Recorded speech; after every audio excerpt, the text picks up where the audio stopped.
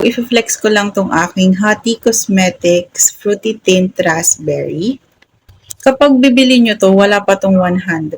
Tapos, tatagal na siya. Ito, ilan ba to sa akin? Magwa 1 year na ata sa akin to. Tapos, okay pa siya. Maganda pa naman. Ano to? SPF 15. May hyaluronic acid, avocado oil, shea butter, ano ba? Vitamin E, avocado oil, inulit ko lang. Maganda kasi yung benefit niya sa lips. So, ayoko na ulitin. Ipapakita ko na lang yung zoom part sa inyo somewhere in there. Basta, papakita ko na lang dyan. So, originally, yung cup nito is white kasi nawala ko yung cup niya. So, kumuha na lang ako ng cup sa ibang lip tint ko. Kaya naging gold to. So, that's totally my fault. Yung color nito, pakita ko dito na lang.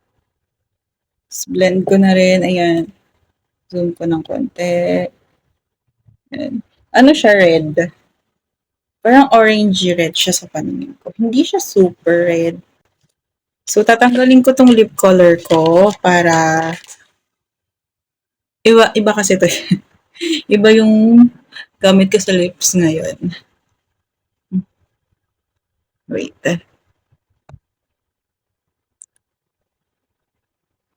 And if you're wondering, regular wipes lang yung gamit ko. Nga pala, yung lip oil na to, hindi siya transfer proof. So, kapag kumain kayo, uminom kayo, definitely matatanggal to at kailangan yung mag-reapply.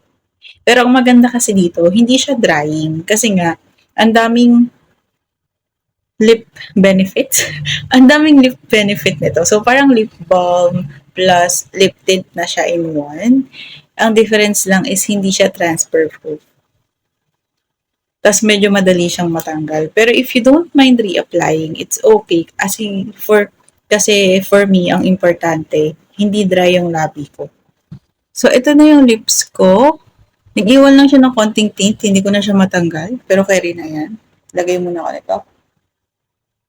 By the way, salamin to. Cute na tayo para sa laptop.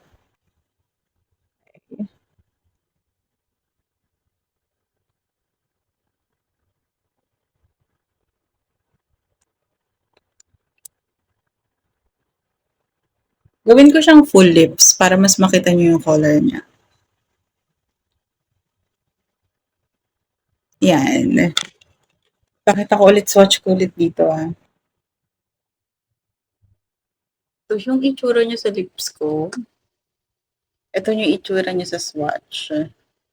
So, para siyang mas dark dun sa swatch, pero sa lips, mas light siya.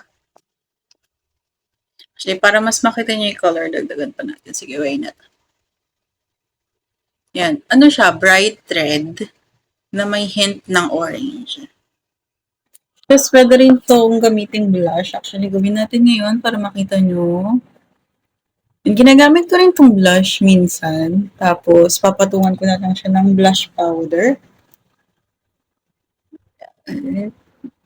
So, ito na siya kapag nasa pisngi na. So, mas buhay tignan yung pisngi ko. Hindi siya like nagsusumigaw na rin. Kaya okay siya. But again, hindi siya transfer proof. Papakita ko. Ayan. Nagta-transfer siya. Tapos medyo may shine siya. Kung gusto niyo tanggalin yung pagka-shine niya kasi nga lip oil pa rin naman siya. May pagka-lip oil siya. So, tap niyo na lang ng tissue ng very light.